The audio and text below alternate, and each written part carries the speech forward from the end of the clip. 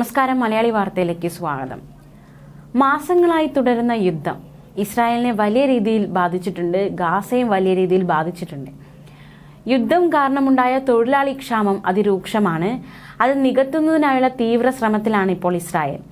ഇപ്പോൾ ഇതാ മറ്റൊരു അവസരം ഒരുക്കിയിരിക്കുകയാണ് Israel.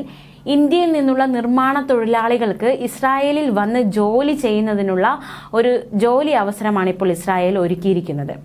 Israel population and immigration authority Indian സർക്കാരുമായി ചേർന്ന് ആയിരിക്കും ഇതിനായി പ്രവർത്തിക്കുക. ഇതിനായി ഞായറാഴ്ച പോപ്പുലേഷൻ അതോറിറ്റിയുടെ സിഇഒ, ഇന്ത്യയുടെ നാഷണൽ സ്കിൽ ഡെവലപ്മെന്റ് കോർപ്പറേഷന്റെ സിഇഒയും അദ്ദേഹത്തിന്റെ ടീമും ഉൾപ്പെടുന്ന ഇന്ത്യയിൽ നിന്നുള്ള ഒരു പ്രതിനിധി സംഘത്തിന് ആതിഥേയത്വം വഹിച്ചിരിക്കുകയാണ്. യോഗത്തിൽ ഇസ്രായേൽ കൺസ്ട്രക്ഷൻ ആൻഡ് ഹൌസിംഗ് മന്ത്രാലയത്തിന്റെ ഡയറക്ടർ ജനറൽ യഹൂദ മോർഗൻസ്റ്റൈൻ, പോപ്പുലേഷൻ അതോറിറ്റിയിലെ വിദേശ തൊഴിലാളി അഡ്മിനിസ്ട്രേഷൻ മേധാവി മോഷെ നഗാഷ്, വിവിധ മന്ത്രാലയങ്ങളുടെ പ്രതിനിധികൾ എന്നിവർ പങ്കെടുത്തു. ഇന്ന് നിർമ്മാണ വ്യവസായത്തിൽ 40,000-ലധികം തൊഴിലാളികൾ ഇസ്രായേലിൽ ജോലി ചെയ്യുന്നുണ്ട്. അവരിൽ പകുതിയിലധികവും ചൈന, മോൾഡോവ, ഇന്ത്യ എന്നീ രാജ്യങ്ങളിൽ നിന്നുള്ളവരാണ്.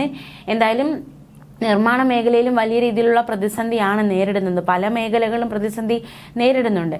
അതുകൊണ്ട് തന്നെ ആ മേഖലകളിലൊക്കെ മറ്റ് രാജ്യങ്ങളിൽ നിന്നുള്ള ജോലിക്കാരെ ഇസ്രായേലിൽ ക്ഷണിക്കുന്നുണ്ട്. ഇപ്പോൾ നിർമ്മാണ രംഗത്തേക്കുള്ള അവസരത്തിന് ഇന്ത്യക്കാരെയാണ് ഇസ്രായേൽ ക്ഷണിച്ചിരിക്കുന്നത്. എന്തായാലും ഈ ഒരു യുദ്ധ സാഹചര്യത്തിൽ അങ്ങോട്ടേക്ക് ജോലിക്ക് പോകുമോ എന്ന കാര്യം സംശയം തന്നെയാണ്. അതേസമയം ഗാസയിൽ ഹമാസിനെതിരെ നടന്നുകൊണ്ടിരിക്കുന്ന യുദ്ധം കാരണം തൊഴിൽ ക്ഷാമം വർദ്ധിക്കുന്ന സ്ഥിതിയാണ്. ഇത് പരിഹരിക്കുന്നതിനായി നേരത്തെ 14,300 വിദേശ തൊഴിലാളികൾക്ക് കൂടി ഇസ്രായേലിലേക്ക് വരാൻ അധിക ക്വാട്ട അനുവദിച്ചിരുന്നു.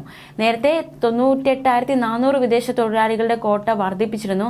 അതിന് പുറമെയാണ് 14,300 വിദേശ തൊഴിലാളികൾക്കുള്ള ക്വാട്ട കൂടി ഇസ്രായേൽ അനുവദിച്ചത്.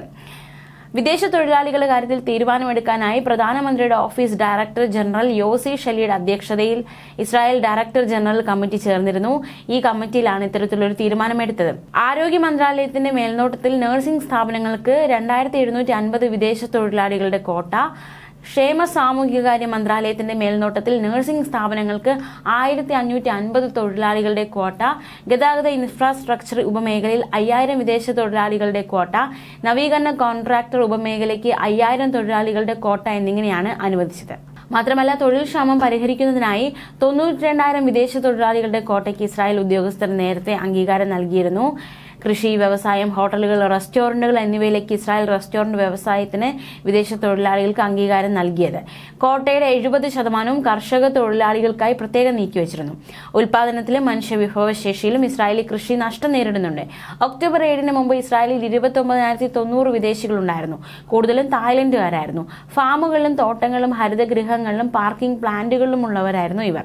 എന്തായാലും ഇസ്രായേലിൽ ഒരുപാട് തൊഴിലവസരങ്ങൾ ഉണ്ടാവുകയാണ്. അവർ അതിലേക്ക് റിക്രൂട്ട് ചെയ്യുന്നുണ്ട് എന്നതാണ് ഏറ്റവും പ്രധാനപ്പെട്ട വാർത്ത. ന്യൂസ് ഡെസ്ക്, മലയാളി വാർത്ത.